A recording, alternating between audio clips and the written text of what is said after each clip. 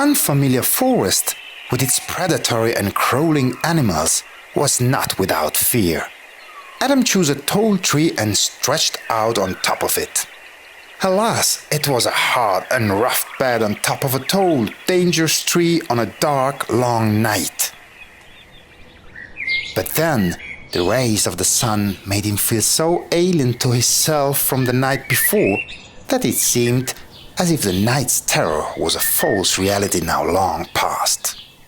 When he descended from the tree, the tranquility of the forest, the scent of wildflowers, the chirping of crickets, and the murmuring of water, combined with the secret that the breeze carried from the branches to the leaves and dispersed in the forest, so filled his being with life and a desire to explore that joy and carefreeness replaced any doubt or memory.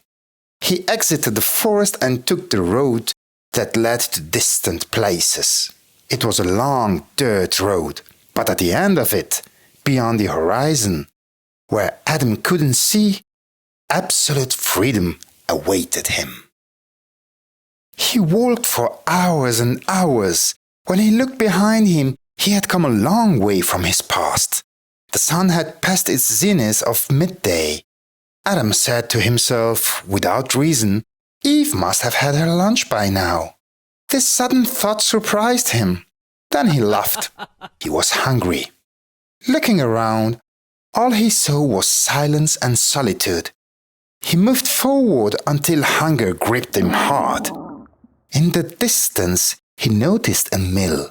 He headed in that direction, but he did not rush. He had learned from the previous day's experience. Near the mill, he hid behind a large rock, waiting out of sight. When the desert's night covered the land, he approached the mill and sniffed the ground for food. It was his first time stealing. Until that day, he had never even eaten leftovers. But he couldn't bear the hunger anymore. He found little, a piece of bone with some dry bread. After eating, despite his exhaustion, he moved away from the mill until he found a safe spot. However, guilt kept him awake. He was ashamed of his weak body and thought to himself, if I wasn't forced, I would never. But I need food. For the first time, he was glad Eve wasn't there. Eventually, fatigue took over, and he fell asleep.